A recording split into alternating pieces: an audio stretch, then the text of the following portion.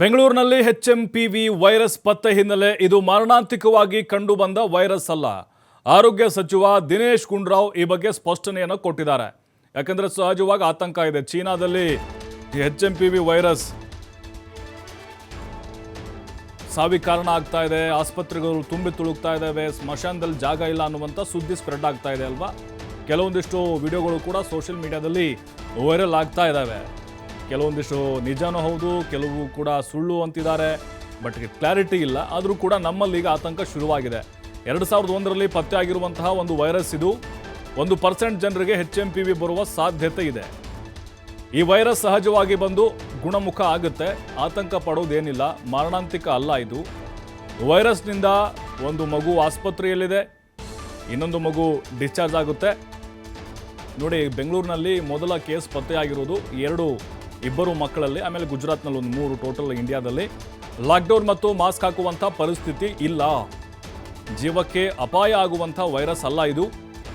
ಕೇಂದ್ರ ಸರ್ಕಾರ ಟೆಸ್ಟಿಂಗ್ ಜಾಸ್ತಿ ಮಾಡಿಸಿ ಅಂದರೆ ನಾವು ಮಾಡಿಸ್ತೀವಿ. ಕರ್ನಾಟಕದಲ್ಲಿ HMPV ವೈರಸ್ ಗುಣಲಕ್ಷಣಗಳ ಬಗ್ಗೆ ಪುಣೆಗೆ ಟೆಸ್ಟ್ಗೆ ಕಳುಹಿಸಲಾಗಿದೆ, ಲ್ಯಾಬ್ಗೆ ಕಳಿಸಿದ್ದಾರೆ. ಆ ರಕ್ತದ ಸ್ಯಾಂಪಲನ್ನು 8 ತಿಂಗಳ ಮಗುದು ಮತ್ತು ಇನ್ನೊಂದು ಮಗುದು. ಯಾವುದೇ ಭಯ ಪಡುವ ಹಾಗಿಲ್ಲ ಅಂತ ಆರೋಗ್ಯ ಸಚಿವ ದಿನೇಶ್ ಗುಂಡೂರಾವ್ ಹೇಳಿದ್ದಾರೆ. ಯಾಕಂತ ಹೇಳಿದ್ರೆ ಮೊದಲೇ HMPV ವೈರಸ್ನ ಗುಣಲಕ್ಷಣಗಳು ಉಸಿರಾಟಕ್ಕೆ ಸಂಬಂಧಪಟ್ಟಂಗೆ ಇತ್ತೀಚೆಗೆ ನಾವು ನೋಡ್ತಾ ಇದ್ದೀವಿ. ಅದರಲ್ಲೂ ಶೀತ, ಕೆಮ್ಮು, ಚೀನಾದಲ್ಲಿ ಉಂಟಾಗಿರುವಂತಹ ಈ ವೈರಸ್ನ ಕೆಲವೊಂದಿಷ್ಟು ದೃಶ್ಯಾವಳಿಗಳು ಏನು ನೋಡ್ತಾ ಇದ್ದೀವಿ ಸೋಷಿಯಲ್ ಮೀಡಿಯಾದಲ್ಲಿ. ಹಾಗಾಗಿನೇ ನಮ್ಮ ಭಾರತದಲ್ಲೂ ಆತಂಕ ಈಗ ಹೆಚ್ಚಾಗ್ತಾ ಇದೆ. ಸೊ ಅದು ಏನು ಹೊಸದೇನಲ್ಲ. ಒಂದು ಸ್ಪಷ್ಟವಾಗಿ ಹೇಳುವಂಥದ್ದು, ಇದೇನು ಹೊಸ ವೈರಸ್ ನಮ್ಮ ದೇಶದಲ್ಲೇನು ಬಂದಿಲ್ಲ, ಮೊದಲಿಂದನೂ ಕೂಡ ಇದೆ. ಮತ್ತು ಇದರಲ್ಲಿ ಯಾವುದೇ ರೀತಿಯ ಅವರ ಏನು ಇದು ಹಾನಿಕಾರವಾದಂಥ ವೈರಸ್ ಅಂತ ಹೇಳೋಕ್ಕಾಗೋದಿಲ್ಲ. ಅಥವಾ ಇದರಿಂದ ಮರಣಾಂತಿಕ ವೈರಸ್ ಅಂತಲೂ ಕೂಡ ಹೇಳೋಕ್ಕಾಗೋದಿಲ್ಲ. ಇದೆಲ್ಲ ಭಾಳ ವರ್ಷಗಳಿಂದ ನಮ್ಮ ದೇಶದಲ್ಲಿ, ವಿಶ್ವದಲ್ಲಿ ಎಲ್ಲ ಕಡೆ ಇದೆ. ಪ್ರಥಮವಾಗಿ ಪತ್ತೆ ಹಚ್ಚಿದ್ದು 2001ನೇ ಇಸ್ವಿಯಲ್ಲಿ ನೆದರ್ಲೆಂಡ್ಸಲ್ಲಿ ಎಲ್ಲೋ ಒಂದು ಕಡೆ ಅದನ್ನು ಪ್ರಥಮವಾಗಿ ಪತ್ತೆ ಹಚ್ಚಿದ್ರು. ಅದಕ್ಕೆ ಮುಂಚೆಯಿಂದನೂ ಕೂಡ ಇತ್ತು, ಬಟ್ ಗೊತ್ತಾಗಿದೆ ಆವಾಗ. ಅದರಿಂದ ಇದು ಸಹಜವಾಗಿರುವಂಥದ್ದೇ. ಮತ್ತು ಏನು ಕೇಂದ್ರ ಸರ್ಕಾರ ಮತ್ತು ICMR ಅವರು ಮತ್ತು ಏನು ಅವರೆಲ್ಲ ಇದನ್ನು ಸರ್ವೇಲೆನ್ಸ್ ಮಾಡ್ತಾ ಇರ್ತಾರೆ, ಇಂಥ ಒಂದು ILI ಕೇಸಸ್ಸಲ್ಲಿ ಬಂದಾಗ ಅದರಲ್ಲಿ 1% ಜನರಿಗೆ ಈ HMPV ಬರುವಂಥದ್ದು ಕಾಣ್ತದೆ ಅಂತ ಹಿಂದೆಯಿಂದ ಇರುವಂಥ ಡೇಟಾ. ಏನು ಹಿಂದೆ ಎಲ್ಲ ಪ್ರತಿ ವರ್ಷ ಸರ್ವೇಲೆನ್ಸ್ ಮಾಡ್ತಾರೆ, ಬೇರೆ ಬೇರೆ ಕಾರಣಗಳಿಂದ ಯಾರಿಗೆ ಇಂಥ ಈ ವೈರಸ್ ಇನ್ಫೆಕ್ಟೆಡ್ ಇಲ್ನೆಸಸ್ ಬಂದಾಗ ಸುಮಾರು 1% ಇದರಿಂದ HMPV ಅಂತ ಬರ್ತದೆ. ಇನ್ನು ಬೇರೆ ಬೇರೆ ಟೆಸ್ಟ್ ಪ್ರಕಾರ ಬೇರೆ ಬೇರೆ ವೈರಸಸ್ ಎಂದು ಕೂಡ ಬರ್ತದೆ. ಸೊ ಅದು ಒಂದು. ಆದ್ದರಿಂದ ಇದರಿಂದ ಫೆಟಾಲಿಟೀಸ್ ಏನು ಭಾಳ ಕಮ್ಮಿ. ಅದು ಬೇರೆ ಸಮಸ್ಯೆಗಳು ಕೂಡ ಸೇರಿಕೊಂಡು ಅದರಿಂದ ಫೆಟಾಲಿಟೀಸ್ ಆಗಿದೆ ಹೊರತು ಇದರಿಂದನೇ ಏನಾಗುತ್ತೆ ಅಂತ ಏನಲ್ಲ. ಅದು ಬರ್ತದೆ, ನಮ್ಮ ದೇಹದಲ್ಲಿ ಇರ್ತದೆ ಮತ್ತು ಸಹಜವಾಗಿ ಅದು ಬಂದು ನಂತರ ಗುಣಮುಖರಾಗ್ತಾರೆ. ಈಗ ಬ್ಯಾಪ್ಟಿಸ್ಟ್ ಆಸ್ಪತ್ರೆಯಲ್ಲೂ ಕೂಡ ಇಬ್ಬರು ಮಕ್ಕಳು, 3 ತಿಂಗಳು 8 ತಿಂಗಳು ಮಕ್ಕಳಿಗೆ ಬಂದಿರುವಂಥದ್ದು. ಅವರು ಕೂಡ ಒಂದು ಮಗು ಬಂದು ಡಿಸ್ಚಾರ್ಜ್ ಕೂಡ ಡಿಸೆಂಬರ್ ತಿಂಗಳಲ್ಲಿ ಆಗಿತ್ತು. ಆಮೇಲೆ ಇನ್ನೊಂದು ಮಗು 8 ತಿಂಗಳ ಮಗು ಬಹುಶಃ ಅದು ಇವತ್ತು ನಾಳೆನೇ ಡಿಸ್ಚಾರ್ಜ್ ಆಗ್ಬೋದು. ಎಲ್ಲ ನಾರ್ಮಲ್ ಆಗಿದ್ದಾರೆ. ಸೊ ಇದರಿಂದ ದೊಡ್ಡ ಮಟ್ಟದಲ್ಲಿ ನಾವು ಸುಮ್ಮನೆ ಭಯಪಟ್ಟು ಅಥವಾ ಇಲ್ಲಿ ಇದರಿಂದ ನಾವು ಆತಂಕಕ್ಕೆ ಒಳಗಾಗಿ ಏನೋ ಆಗ್ತಾ ಇದೆ, ನಾವೆಲ್ಲ ಭಾಳ ಎಲ್ಲ ಕಡೆ ಮಾಸ್ಕ್ ಹಾಕೊಂಡ್ಬಿಡ್ಬೇಕು, ಯಾರು ಓಡಾಡಬಾರ್ದು, ಏನು ಹೇಳ್ತಾರೆ ಲಾಕ್ಡೌನ್ ಮಾಡಬೇಕು ಅಥವಾ ಬೇರೆ ಬೇರೆ ಅದೆಲ್ಲ ಏನೂ ಇಲ್ಲ. ಮತ್ತಷ್ಟು ಮಾಹಿತಿ ನಮ್ಮ ಪ್ರತಿನಿಧಿ ಗಣೇಶ್ ಹೆಗಡೆ ನೀಡುತ್ತಾರೆ ನೇರ ಸಂಪರ್ಕದಲ್ಲಿ. ಗಣೇಶ್ ಹೆಗಡೆ, ಈಗ ಚೀನಾದಲ್ಲಿ HMPV ವೈರಸ್ ಏನು ಉಲ್ಬಣಗೊಂಡಿದೆ ಅನ್ನುವಂಥ ಸುದ್ದಿ ಹರಿದಾಡ್ತಾ ಇದೆ. ಅದರ ಬೆನ್ನಲ್ಲೇ ಇಂಡಿಯಾದಲ್ಲೂ ಕೂಡ ಮೊದಲ ಕೇಸು ಬೆಂಗಳೂರಿನಲ್ಲಿ ಪತ್ತೆಯಾಗಿರೋದು. ಸಹಜವಾಗಿ ಆತಂಕ ಸಾರ್ವಜನಿಕರಲ್ಲಿ ಬಂದೇ ಬರುತ್ತೆ. ಕೊರೋನಾ ಟೈಮ್ನಲ್ಲೂ ಕೂಡ ಹೀಗೆ ಆಗಿತ್ತು ಆರಂಭದಲ್ಲಿ. ಬಟ್ ಈಗ ಆರೋಗ್ಯ ಇಲಾಖೆ ಬಹಳ ಸ್ಪಷ್ಟವಾಗಿ ಹೇಳ್ತಾ ಇದೆ, ಯಾವುದೇ ಆತಂಕ ಬೇಡ ಅಂತೇಳಿ. ಈಗ ಈ ಚೀನಾದಲ್ಲಿ ಕಂಡು ಬಂದಂಥ HMPV ಅದರ ಒಂದು ಮಾದರಿನ ಅದರ ಒಂದು ರೂಪದಲ್ಲೇ ಕಂಡು ಬಂದಿದೆಯಾ, ಅಥವಾ ಈ HMPV ಮೊದಲೇ ಇತ್ತ ಅನ್ನುವಂಥದ್ದು ಏನೆಲ್ಲ ಕ್ಲಾರಿಟಿಗಳು ಸಿಗ್ತಾ ಇದೆ ಅನ್ನೋದು ಈ ವೈರಸ್ ಬಗ್ಗೆ?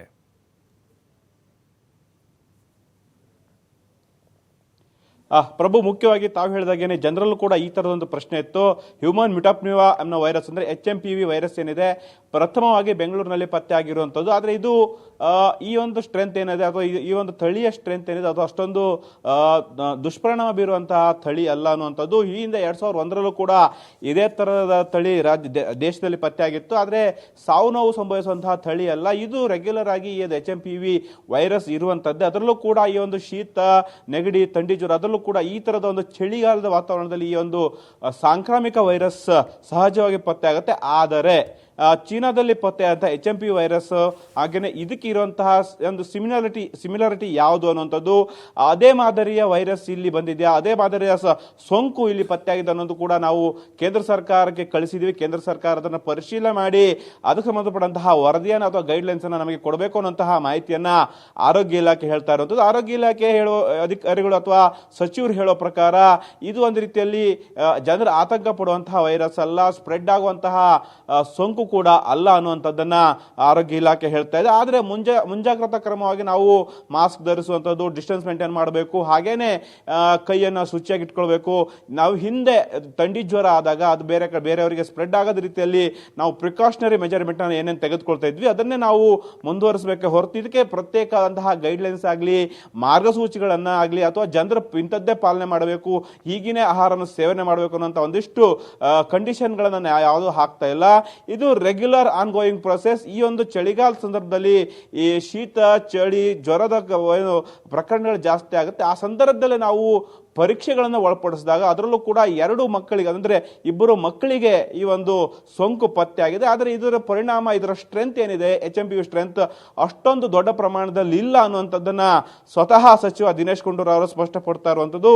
ಮುಖ್ಯವಾಗಿ ಈಗ ಕೇಂದ್ರ ಸರ್ಕಾರದ ಮೇಲೆ ರಾಜ್ಯ ಸರ್ಕಾರ ಬೊಟ್ಟನ್ನ ಮಾಡ್ತಾ ಇದೆ. ಕೇಂದ್ರ ಸರ್ಕಾರ ಪರಿಶೀಲನೆ ಮಾಡಬೇಕು, ಬೇರೆ ವಿದೇಶದಲ್ಲಿ ಇರುವಂತಹ ಈ ಒಂದು ಸೋಂಕು ಏನಿದೆ ಅದರ ಬಗ್ಗೆ ಸೂಕ್ತವಾದಂತಹ ಅಧ್ಯಯನ ಮಾಡಿ ವರದಿಯನ್ನು ನಮ್ಗಳಿಗೆ ತಿಳಿಸಿದ್ರೆ ಅಥವಾ ನಮ್ಮ ಜೊತೆ ಸಭೆಗಳನ್ನು ಮಾಡಿ ಮುಂಜಾಗ್ರತಾ ಕ್ರಮವನ್ನು ಏನಾದ್ರು ತೆಗೆದುಕೊಳ್ಳಿ ಅನ್ನುವಂತಹ ಒಂದಿಷ್ಟು ಆದೇಶಗಳು, ಸೂಚನೆಗಳು ಬಂದ್ರೆ ನಾವು ಪಾಲನೆ ಮಾಡ್ತೀವಿ ಹೊರತು ಈಗಿರುವಂತದ್ದು ಬೆಂಗಳೂರಿನಲ್ಲಿ ಇವತ್ತು ಪತ್ತೆ ಅಂತ ಸೋಂಕಿನ ಪ್ರಮಾಣ ಅಷ್ಟೊಂದು ಋಣಾತ್ಮಕವಾಗಿಲ್ಲ, ನೆಗೆಟಿವ್ ಸ್ಪ್ರೆಡ್ ಆಗುವಂತದ್ದು ಯಾವುದೂ ಇಲ್ಲ ಅನ್ನುವಂಥದ್ದನ್ನ ಸ್ಪಷ್ಟಪಡಿಸ್ತಾ ಇದ್ದಾರೆ.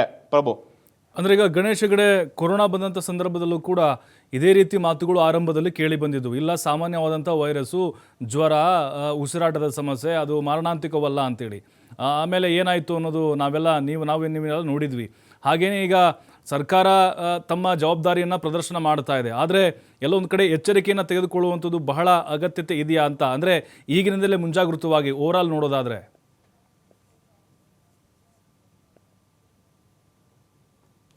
ಖಂಡಿತವಾಗ್ಲೂ ಒಂದು ವಿಚಾರವನ್ನ ಸಚಿವ ದಿನೇಶ್ ಗುಂಡೂರಾವ್ ಅವರು ಹೇಳ್ತಿದ್ದಾರೆ, ನಮ್ಮ ಆರೋಗ್ಯ ನಮ್ಮ ಕೈಯಲ್ಲಿ ಅನ್ನುವಂಥದ್ದು. ಅಂದ್ರೆ ಸೂಕ್ಷ್ಮವಾಗಿ ನಾವು ಜೀವನ ನಡೆಸಲೇಬೇಕಾಗತ್ತೆ. ಅದರಲ್ಲೂ ಕೂಡ ಮಕ್ಕಳಿಗೆ ಹಾಗೂ ವಯಸ್ಕರಿಗೆ ಈ ಒಂದು ಸೋಂಕು ಹರಡುತ್ತೆ ಅನ್ನುವಂತಹ ಮಾಹಿತಿಯನ್ನು ಅವರು ನೀಡುವಂಥದ್ದು. ಈಗಾಗಿರುವಂತಹ ಪ್ರಕರಣಗಳು ಕೂಡ ಹಾಗೇನೆ.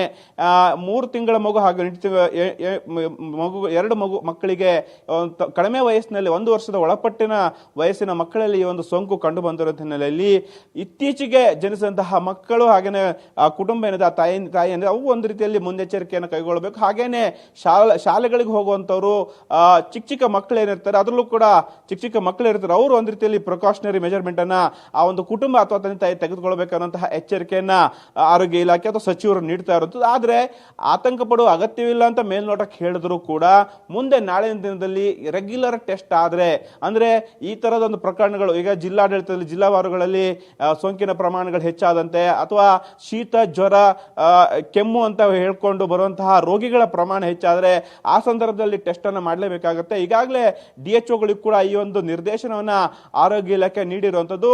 ಈ ಸಾಂಕ್ರಾಮಿಕವಾಗಿ ಬರುವಂತಹ ರೋಗಗಳು, ಈ ತರದೊಂದು ನ್ಯೂಮೋನಿಯಾ ಆಗಲಿ, ಜ್ವರದ ಪ್ರಕರಣಗಳಾಗಲಿ, ಅಥವಾ HMPV ಪ್ರಕರಣಗಳು ಏನು ಬಂದಿದ್ರೆ ಅಂತದನ್ನ ರೆಗ್ಯುಲರ್ ಆಗಿ ಟೆಸ್ಟ್ ಮಾಡಿ ಆ ರಿಪೋರ್ಟ್ ಅನ್ನ ಇಲ್ಲಿ ಬೆಂಗಳೂರಿಗೆ ಸಲ್ಲಿಸಬೇಕು, ನೀಡಬೇಕು ಅನ್ನುವಂತಹ ಸೂಚನೆಯನ್ನ ಆರೋಗ್ಯ ಇಲಾಖೆ ಎಲ್ಲ ಜಿಲ್ಲಾವಾರು DHO OHಗಳಿಗೆ MOHಗಳಿಗೆ CHOಗಳಿಗೆ ಸಲ್ಲಿಸಿರುವಂಥದ್ದು, ಹಾಗಾಗಿ ಅಥವಾ ನಿರ್ದೇಶಿಸಿರುವಂಥದ್ದು.